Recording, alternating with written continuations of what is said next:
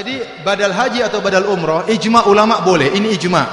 Disebut oleh Imam Syafi'i rahimahullah dalam kitabnya Al-Um.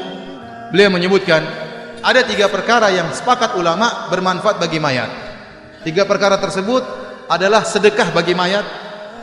Jadi kalau Anda bersedekah memberi makan kepada fakir miskin, niatnya untuk orang tua, pahalanya, maka sampai sepakat ulama, tidak ada khilaf berdasarkan dalil yang ada. Di antaranya haji atau umrah. Kita menghajikan orang tua sudah meninggal, mengumrahkan orang tua meninggal, maka ini juga apa? Sampai dengan sepakatan ulama. Yang ketiga, mendoakan mereka. Adapun yang lainnya seperti mengirim bacaan Al-Qur'an, maka ada khilaf. Kita berlapang dada. Sebagian ulama mengatakan, Imam Syafi'i mengatakan tidak disyariatkan dan dikuatkan oleh Ibnu Katsir, namun mazhab yang lain mengatakan apa? Sampai. Maka kita berlapang dada karena masalah khilafiyah. Tapi kalau 3 perkara ini, bersedekah atas nama mayat, menghajikan atau mengumrahkan mayat, kemudian mendoakan mayat, maka ini bermanfaat bagi mayat, ya.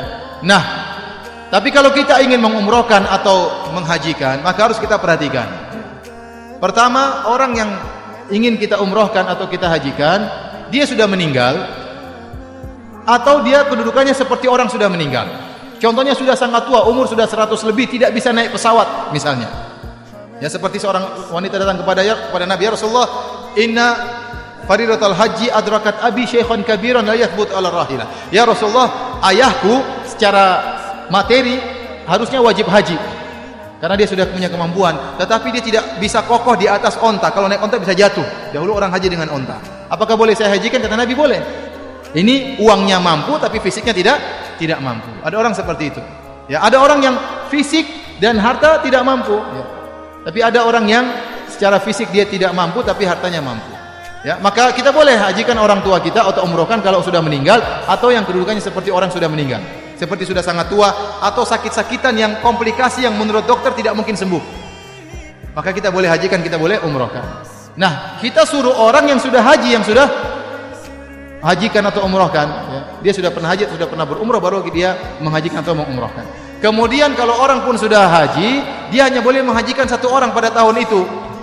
Karena ada orang penipu, ya ikhwan, benar ini. Jadi dia hajikan 70 orang. Dia bilang, saya berniat haji untuk si fulan, dibaca 70 daftar. Ini enggak boleh. 1 orang hanya boleh menghajikan 1 orang. 1 orang hanya boleh mengumrahkan 1 orang. Kalau mau nanti umrah berikutnya. Ya. Jadi kalau kita ingin mengumrahkan, menghajikan, cari orang yang amanah atau kita sendiri yang melakukannya.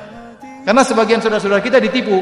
Saya pernah ditawarin, ada orang nawar, Ustaz, ada orang mau menghajikan orang tua saya. Berapa biayanya? 500.000. Gimana menghajikan 500.000? Naik taksi aja nggak cukup 500.000. Nanti dikasih apa? Sertifikat. Ya sertifikat cuma 5 real.